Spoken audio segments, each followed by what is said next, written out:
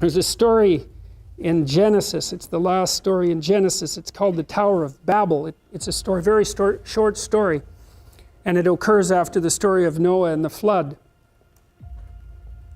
The flood stories, by the way, are universally distributed except among desert dwellers who have no experience on which to hang the story. And Mircea Eliade, who wrote a great series of books called A History of Religious Ideas, documented the central narrative structure of flood stories. And so what happens is that there's a human settlement and it's washed away by a flood, and the flood is generally envisioned as a consequence of God's judgment. And so that if you take the flood stories that are distributed worldwide and you boil them down to pull out their archetypal substructure, you find that there are fundamentally two reasons that a flood occurs. And Eliade says that it's the tendency of things to fall apart combined with the proclivity of human beings to sin. And so it means something. This means something. And so it means that everything is subject to entropic decay, right? Things fall apart of their own accord across time.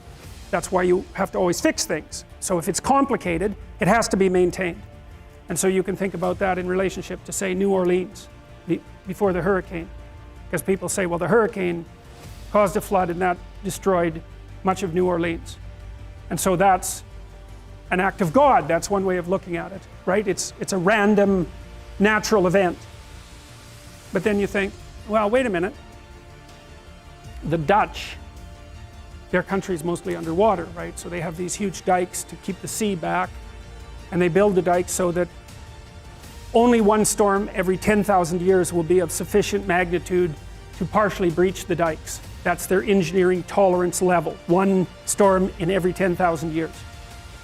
The US Army Corps of Engineers knew that the dikes in New Orleans were built to withstand one storm every 100 years, the biggest storm every 100 years. And people knew that they weren't built to proper tolerance, and much of the money that was hypothetically supposed to be diverted or assigned to the rebuilding and maintenance of the dikes disappeared because of corruption in New Orleans, which is in one of the most corrupt states in the United States. And so you might say, well, why did the flood destroy New Orleans? And one answer is, well, it was a hurricane, and the other answer is, no, it was corrupt officials who weren't paying attention to what they were supposed to be paying attention to. And the flood came, and that's the meaning of the stories, because of the sins of men, so to speak, which is the capacity of people to turn a blind eye to their responsibilities when they know perfectly well that something needs to be done. And so if you don't do what needs to be done and something comes along to wipe you out, then it's perfectly reasonable to view that as a judgment on your refusal to do what you knew to be right. So that's the flood story. And then the Tower of Babel is a very interesting story. It's very, very short.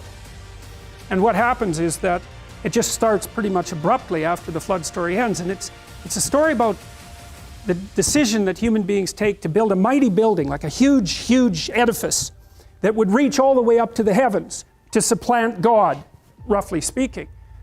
And so what happens is the building is built higher and higher and higher and higher, and God gets annoyed about this and divides everyone who's building the building into small groups who speak different languages, who then disperse, and the construction project comes to a halt. Now, it's a very strange story, but here's one way of thinking about it.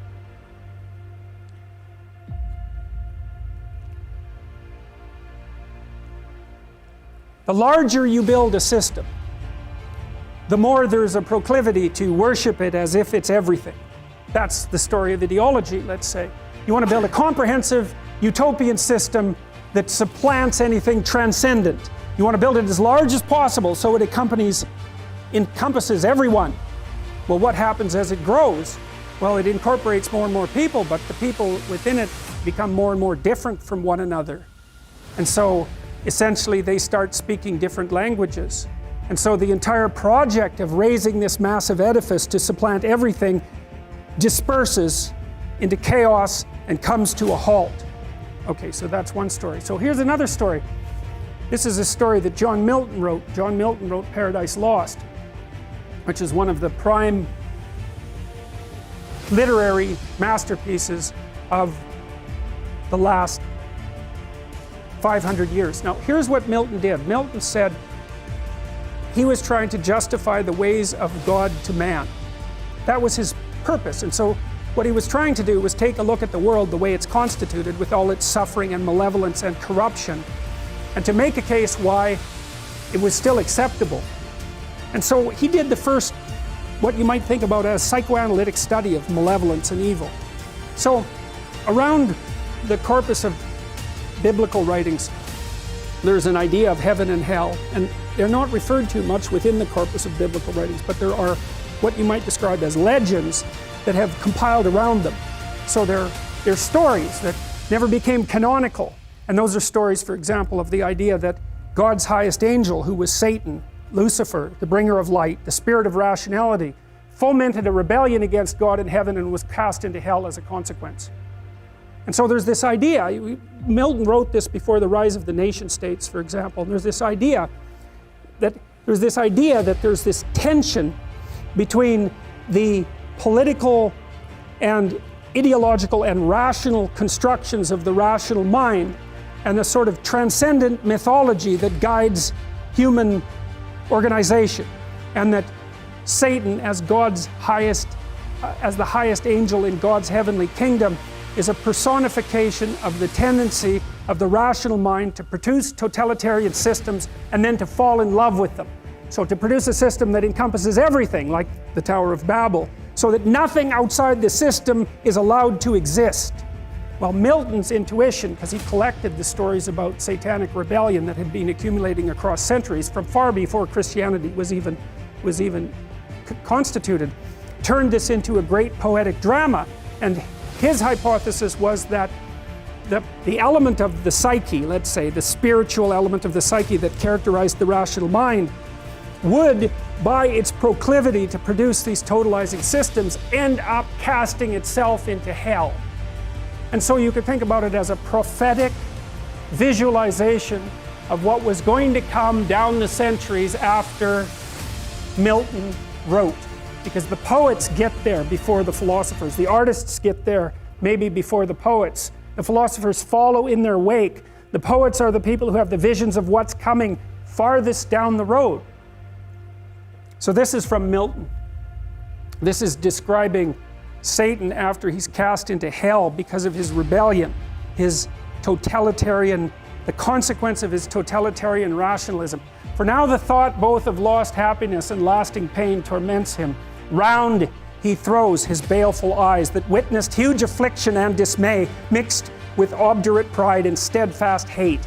At once, as far as angels can, he views the dismal situation, waste and wild, a dungeon horrible, on all sides round, as one great furnace flamed, yet from those flames no light, but rather darkness visible, served only to discover sights of woe, regions of sorrow, doleful shades where peace and rest can never dwell.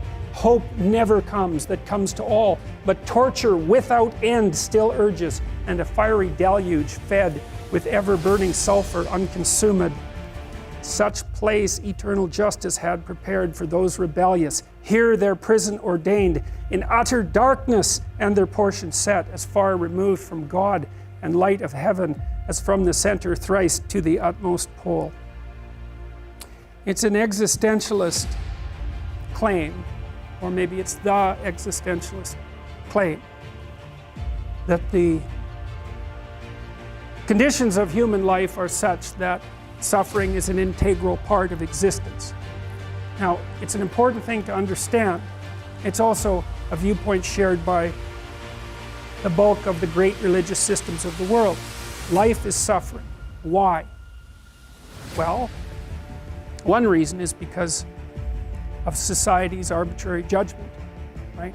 Every single one of us has traits and features and quirks and idiosyncrasies that are far from ideal and that are judged by the standards of society as insufficient. And so you suffer because of your imperfect insufficiency in the eyes of others. And you can certainly make the claim that fairly frequently that's arbitrary. And so that's the claim that society is tyrannical and judgmental and needs to be constantly reconstituted so that the tyrannical element doesn't take full control. And fair enough, you have to stay awake so that that doesn't happen. But the thing is, it doesn't matter what society it is, although they vary in the degree of their tyranny. The mere fact that you're grouped together with other people and have to come up with a common value structure in order to live together means that many of the things that characterize you are going to be suboptimal. And so the price you pay for social being is that much of you is deemed insufficient.